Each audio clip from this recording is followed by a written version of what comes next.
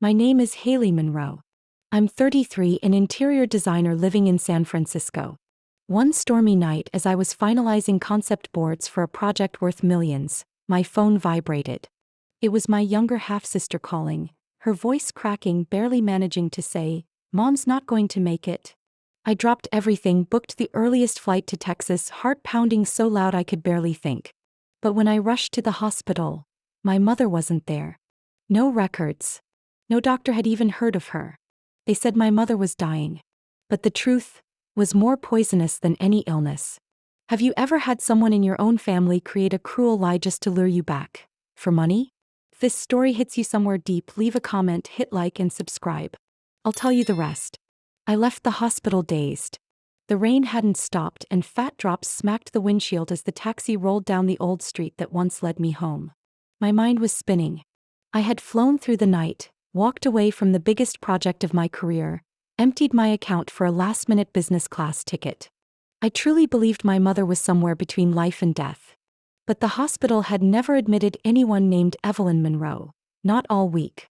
The cream-colored house appeared in the quiet neighborhood, still with the seashell wind chime I made in middle school hanging from the porch. Nothing had changed, and somehow that familiarity made my chest tighten. I stepped out of the car, heart racing. And I saw my mother, kneeling calmly in the backyard lavender patch, gardening gloves covered in dirt, patiently trimming dead stems. Her face looked peaceful, as if no emergency call had ever happened. No illness. No hospital bed. Not even the faintest trace of a crisis. I froze on the steps, gripping the handle of my bag. My mother looked up, saw me, and smiled like I'd just dropped by for a weekend visit. "You're home? Rain's pouring out there." I couldn't speak. Savannah ran out of the house and hugged me, too fast for me to react. "Oh my God, you're here." I was so worried. I know it was kind of sudden. I gently pulled away. "You called me in the middle of the night. You said Mom was dying. I went to the hospital. They said no one named Evelyn Monroe had been admitted this week." Savannah glanced at Mom, then at my stepfather Ray, who was stepping outside wearing an apron dusted with flour. "Right, well, Mom's actually doing better than expected."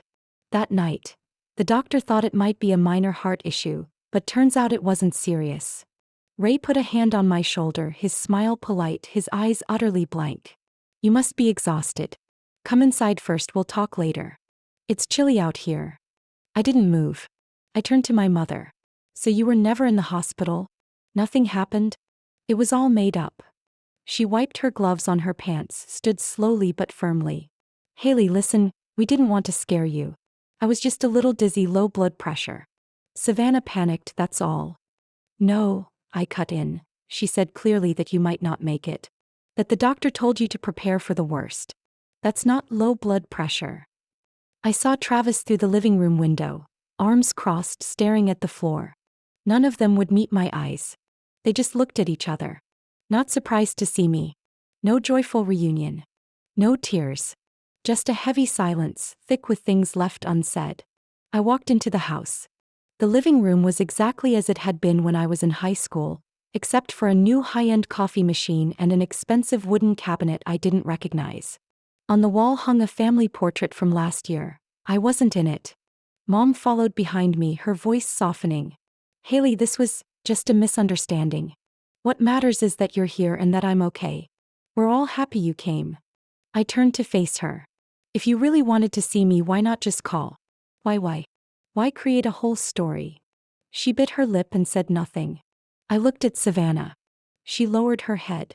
Ray cleared his throat, trying to break the tension. "We just thought, if we didn't do this, you'd never come home." I let out a dry laugh. "So you all decided to make me think Mom was dying? Whose idea was this?" The question dropped like a stone into still water. No one answered. I looked at each of them, feeling something inside me turn cold. I had believed, despite the distance, despite our differences, that blood still meant something. But in that moment, everything inside me fell away.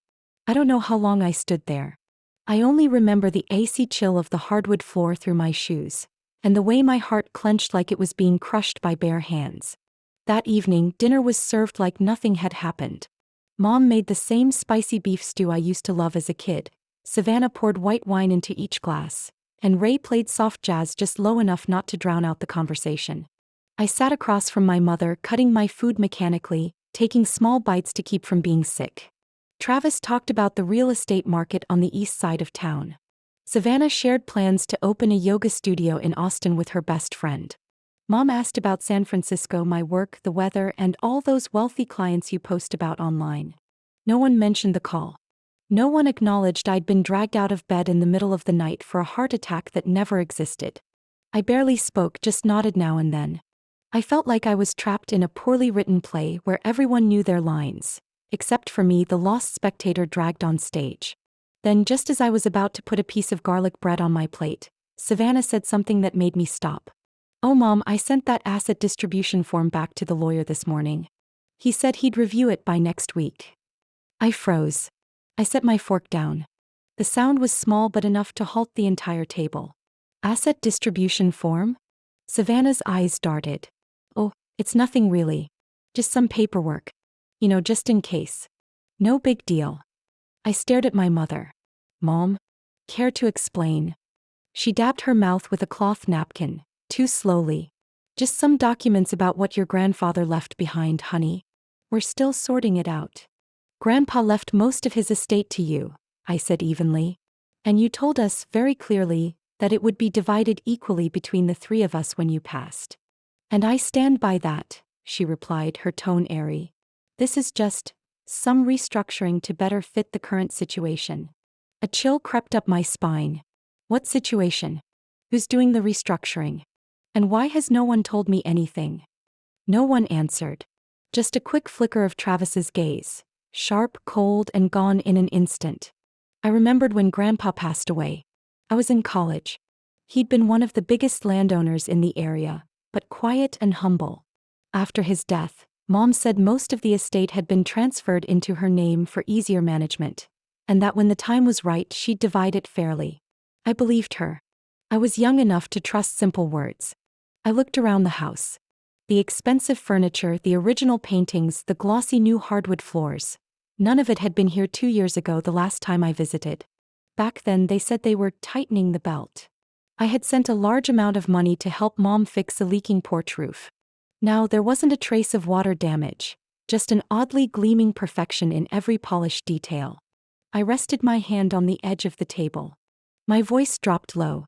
"So how exactly was Grandpa's estate divided?" Mom swallowed hard, eyes avoiding mine. "It hasn't been divided. We're just gradually moving the assets into the company that Travis and Ray manage. It's more streamlined that way. Less tax exposure. You don't need to worry."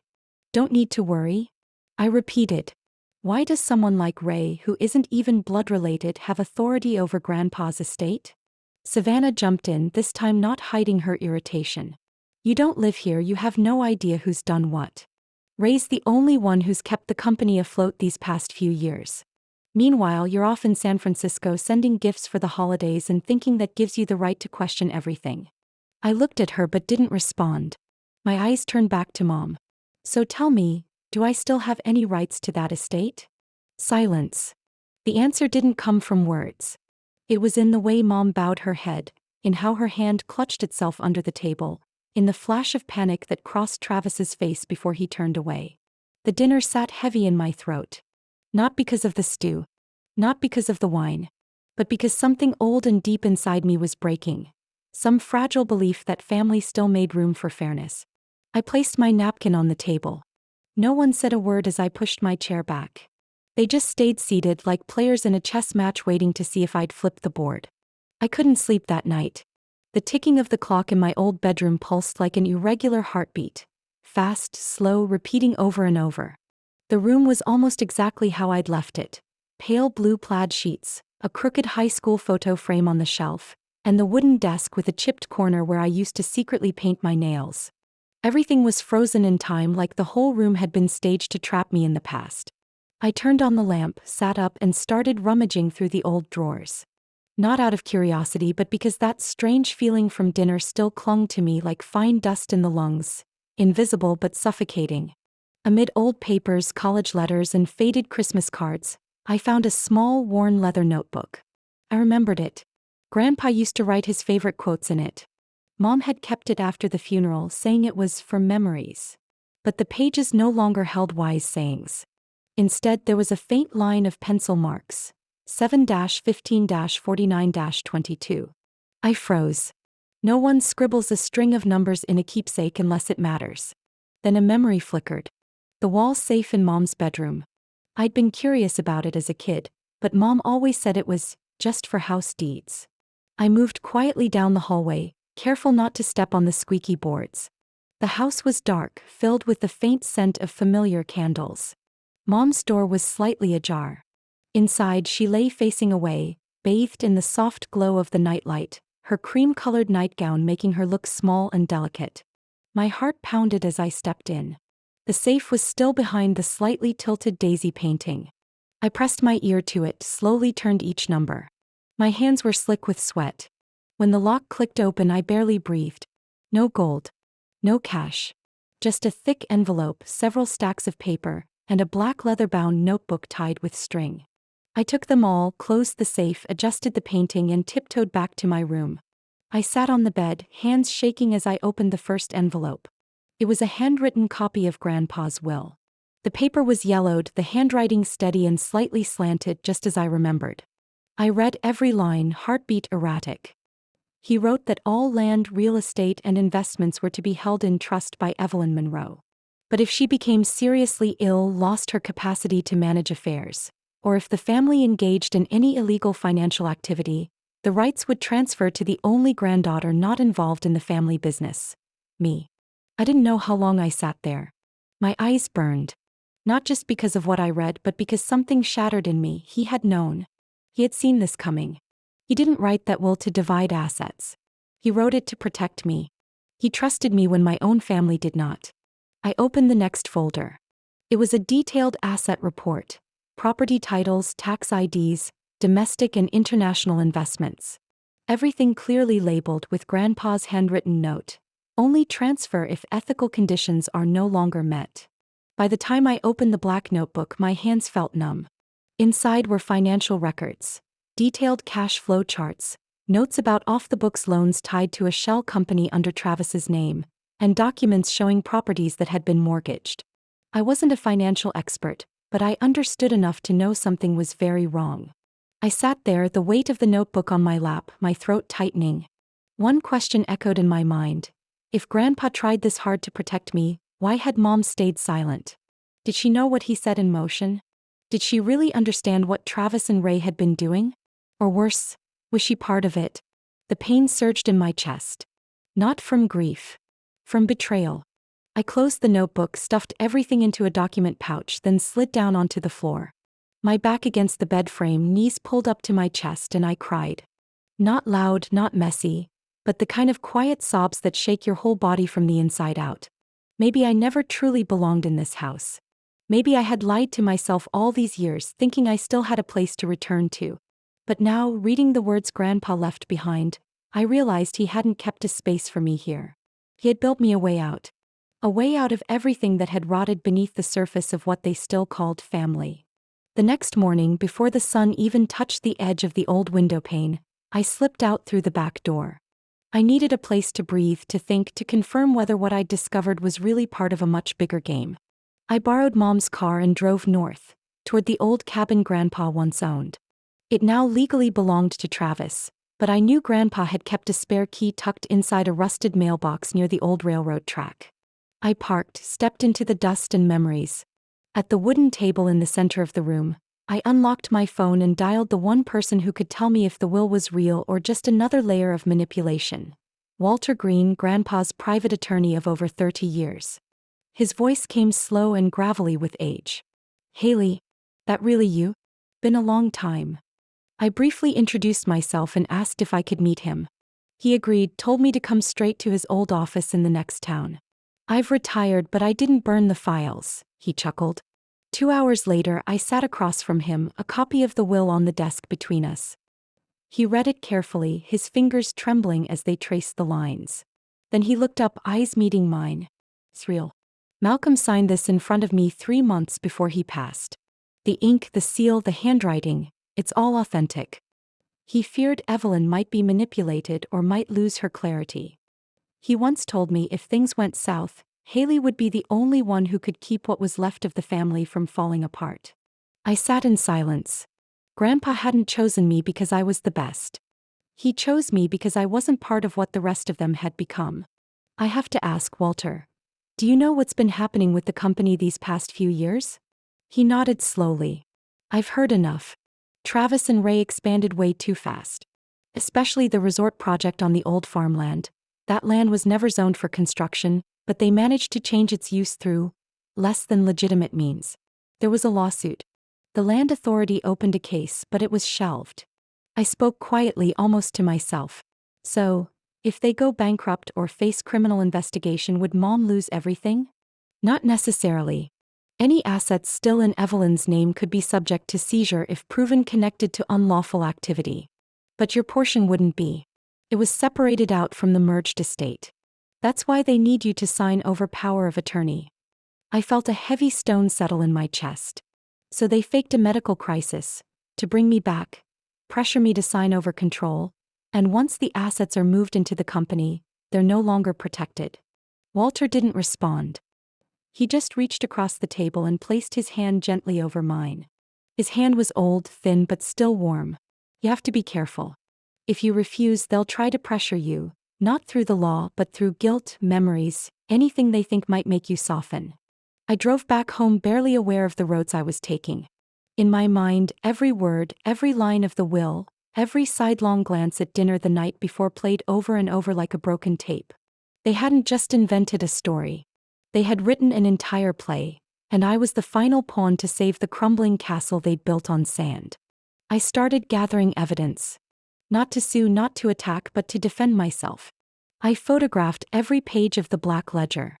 I recorded conversations with Travis and Ray, each time they vaguely mentioned how the family needs to stick together to get through this crisis. I stored everything in a private cloud account with 3 layers of authentication. In the evenings, I pretended to open up to Mom in the living room. I left my phone recording in my pocket. I asked her about the asset agreements Savannah had mentioned.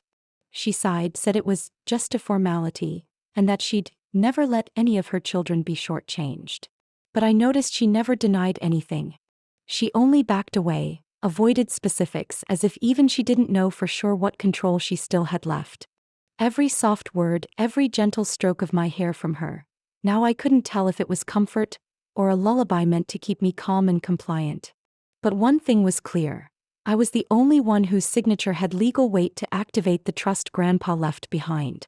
And I was the only one who wasn't entangled in their financial misconduct. They needed me, but not out of love. Because of the money. And because they were afraid of losing everything. I told Mom I wanted to hold a small family meeting in the living room, to get everything out in the open. Travis and Ray looked thrilled. Savannah feigned concern, but her eyes sparkled like someone who'd just hit the jackpot. They thought I was finally falling into step. They didn't realize I was just pulling them closer to the light, so they could see their real reflections beneath the perfect mask of family. An hour before the meeting, I knocked on Mom's door. She was sitting alone in the chair by the window, fingers fiddling with the pearl necklace she always wore on formal occasions. I told her I needed to speak with her privately. No Travis. No Savannah. No Ray. She didn't look at me but nodded slightly. I sat across from her and placed a cup of tea on the table. Outside, the early afternoon sun filtered through sheer curtains, casting pale, broken shadows on the floor. I didn't know where to begin. But something in her face, an exhaustion too raw to hide, pushed me to speak. Mom, I said, I know everything. I know about the will. I know I'm the only one with legal rights. I know they're drowning in debt and need me to legitimize the asset transfer. She froze. Her hand clenched the pearls like a drowning woman clinging to driftwood. I saw her shoulders tremble slightly. I also know, I continued, voice softening, that the person who created the story about you being on your deathbed was Travis. She covered her mouth with her hand. She didn't cry. But her eyes welled and her shoulders began to shake. A full minute passed in silence.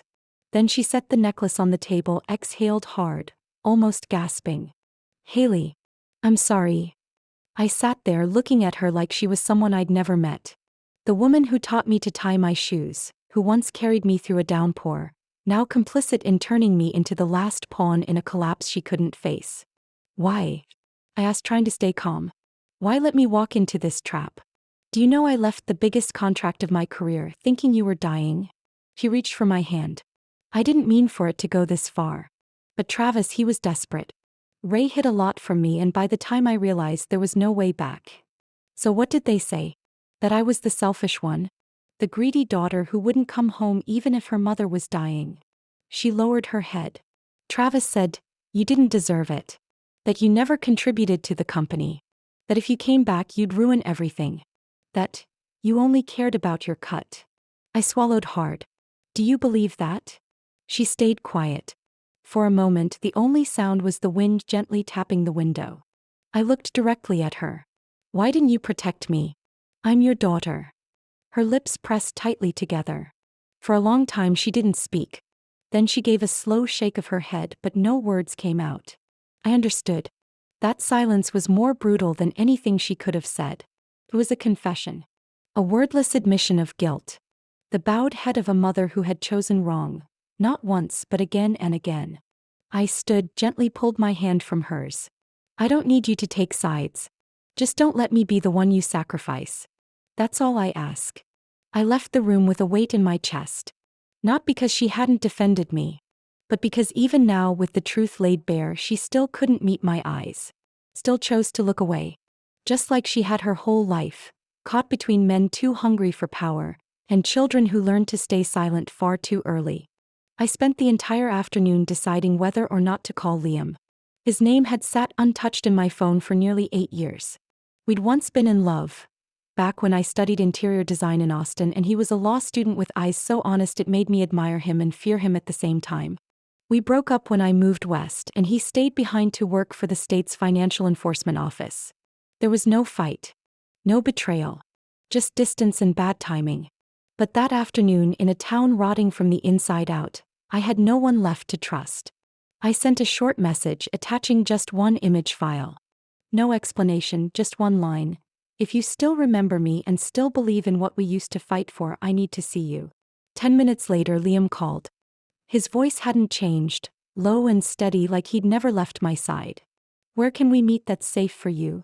I picked a small cafe in the next town over.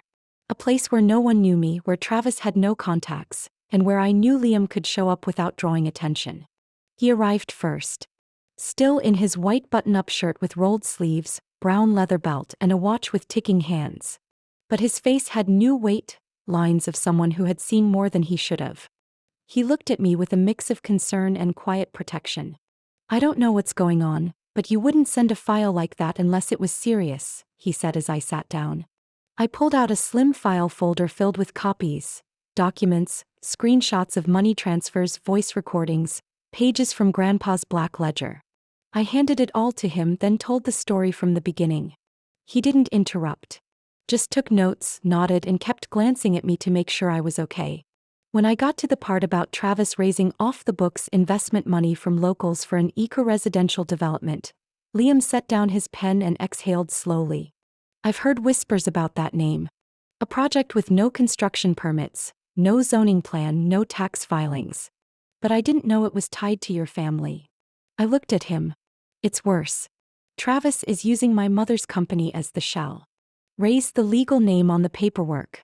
The funds are collected under flexible capital contributions, with no proper contracts. Most of the investors are old neighbors, family friends, even mom's old classmates. Liam flipped through the folder, stopping at a page of account records. And these are offshore accounts? In the Cayman Islands. I nodded. Ray is listed as the primary holder. But the secondary authorized user is Savannah. I found the info in a printed email someone left inside an old ledger. He turned each page slowly, his expression darkening. If this is legit, it's not just a family issue anymore. This looks like organized financial fraud, money laundering through illegal investments, and misappropriation of private assets through deception. I clenched my hands. I don't know what to do next. I don't want to destroy my own family. But I can't let them keep doing this. Too many innocent people are being pulled into it. Liam looked at me for a long moment, then said softly, You're still the same Haley who once stood in that mock trial and defended a bullied kid like your life depended on it. You don't have to fight this alone. I'll help you. I lowered my head. A little of the weight lifted, not because I'd been rescued but because I didn't have to carry it alone anymore. We left the cafe nearly 3 hours later. Liam kept the file copies and promised to hand them off to the State Financial Crimes Division the next morning.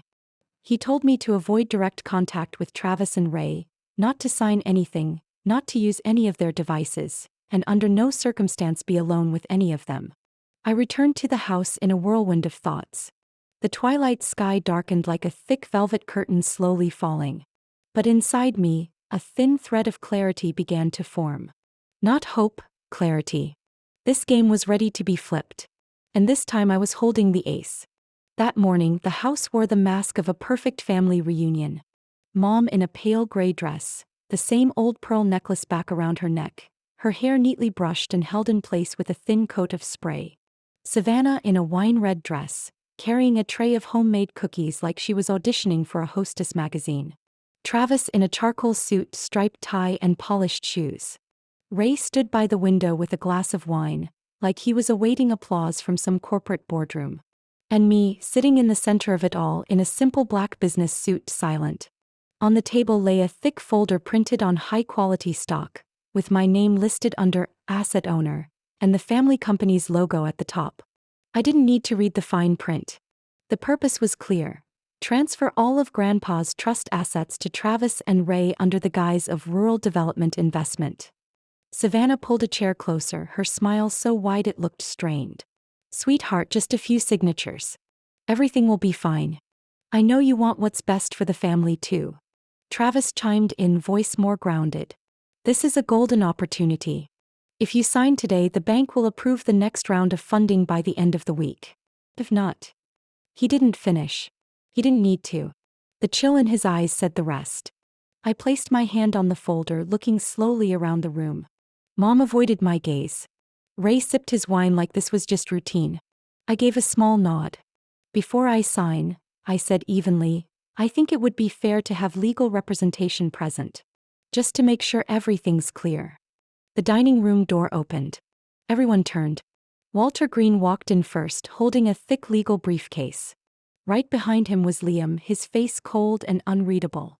Following them were 3 individuals in gray suits, clearly displaying federal credentials.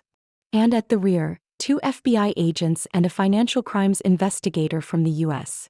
Treasury Department. The room froze. Mom jumped to her feet. Haley, what is this?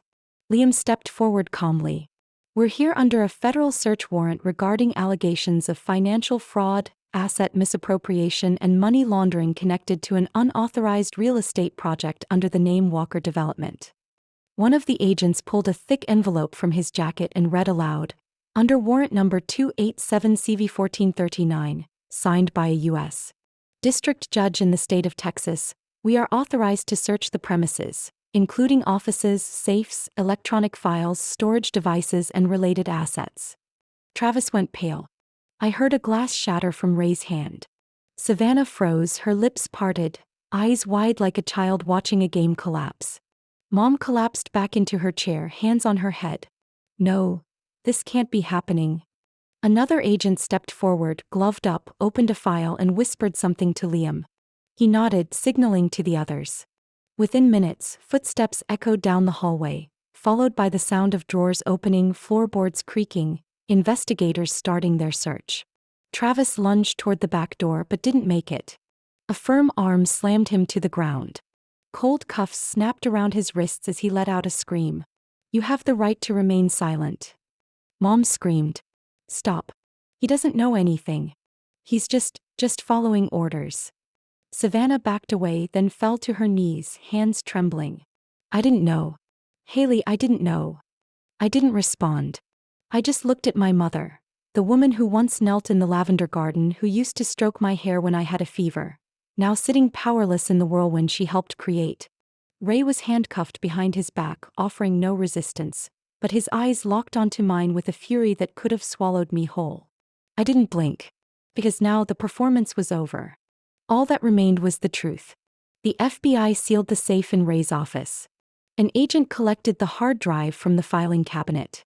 Liam quietly pulled out the list of offshore accounts I had sent him. Walter stood just behind me, his old hand resting firmly on my shoulder. Silent, steady. I stood in the middle of that chaos, feeling no relief, no victory. Only an emptiness expanding in my chest. A space once filled with the need to be protected, with belief in unconditional love. Now all that remained were the sounds of handcuffs, the slam of a metal drawer, and the quickened breath of people who thought they'd never be caught. After that day, nothing collapsed instantly like in the movies. It all crumbled slowly, like a rotting roof giving way one beam at a time after the storm. Long interrogations, stacks of bank statements cross-checked, and court hearings that dragged on with quiet weight. Every time I sat in the courthouse waiting room and saw Travis in an orange jumpsuit being led through the hallway with shackled wrists, I felt no satisfaction. No triumph. Only consequence. Ray was sentenced to 18 years. Travis got 12. Both took plea deals. The offshore accounts were frozen. Properties transferred under my mother's name became entangled in legal disputes. The house I grew up in was sealed for nearly a year as part of the investigation. As for my mother, after the hearing she was placed under house arrest, since no direct evidence proved she had knowingly participated in or profited from the illegal transactions. But to me, her harshest punishment wasn't handed down in court. It was in the way her gaze turned hollow every morning as she stared out the window, where the lavender garden she once tended used to bloom. Savannah disappeared for almost 2 months. No calls. No texts. I assumed she'd chosen her usual escape, silence, retreat without announcement. But one spring morning, I received a handwritten letter in familiar, slightly slanted script. Dear Haley, I don't expect forgiveness. I'm not brave enough to ask for that. I just want to say, I know what I did was wrong. I knew Mom wasn't sick, but I didn't stop Travis. I knew they were setting a trap, but I stayed silent because I was scared. Too weak to believe in what was right. Travis made me believe you were an outsider. That you walked away. That you were selfish. And I was stupid enough to accept that story because it let me ignore my own guilt. Now I see things clearly. And if you're not ready to hear from me, I understand. I just want you to know. I'm truly sorry. Savannah. I sat with the letter in my hands for a long time. I didn't cry. I didn't get angry. I just felt something slow and tired rising in me, like the quiet roll of distant waves. I didn't write back. But I kept the letter as a piece of something I had once lost. The inheritance I received after the court upheld the legitimacy of Grandpa's will wasn't the windfall I had once imagined. Part of it was frozen. Another portion was stuck in the legal tangle of disputed transfers. But what remained was enough to begin something that felt right. I reconnected with Margaret, Grandpa's longtime friend, a retired bookkeeper from town. She helped me reach out to the victims of the scheme. Not to apologize on behalf of my family, but to look them in the eye, call them by name and say, I can't undo what you lost, but I can make sure no one is forgotten after all this. I used what I had left to establish the Montgomery Land Recovery Fund. A small nonprofit, fully transparent, designed to offer legal and financial aid to those affected by illegal real estate projects in the region. We hired pro bono attorneys, assisted with claims for lost investments, and partnered with local officials to redirect land use planning. 1 month into operations, a widowed builder named Carlos came into the office carrying paperwork showing he had invested $60,000 into that so-called eco-residential neighborhood that never broke ground. He sat across from me, his rough hands clenched, eyes red. I helped him draft a new complaint for the local court and promised that if the full funds couldn't be recovered, the foundation would help cover the loss. He didn't say thank you. He just gripped my hand tightly and walked out. That handshake is what stayed with me. I still visited my mother. Not often. Not warmly. But enough to know she was alive, still eating her usual burnt toast in the mornings, still sitting by the window for hours, not touching a single book. One day she asked if I could replant the lavender bed. I nodded. Didn't ask why. She said, so there's something still alive in this house. I didn't know who the words were meant for. But I went to the garden, pressed my hands into the earth, and began breaking apart the hardened soil. Not out of forgiveness. But maybe, just maybe, to ensure that one day the cracks in our family wouldn't be the only thing left behind. I returned to San Francisco on a windy afternoon in June. The city felt unchanged, but I was not. Every breath, every layer of skin felt different. My old office had new tenants. But I walked into a meeting with project files in hand, into a room where a business partner was waiting for one nod from me. We signed the deal on the top floor of a glass building, where I could see the fog rolling in over the bay, and felt like I was finally standing at the edge of a new life. My interior design studio opened quietly after 3 months. No press release, no grand opening, not even a celebration. Just me, a small team of young collaborators, a few sketches hanging on the walls, and soft morning light streaming through the curtains. Every item in that space was handpicked.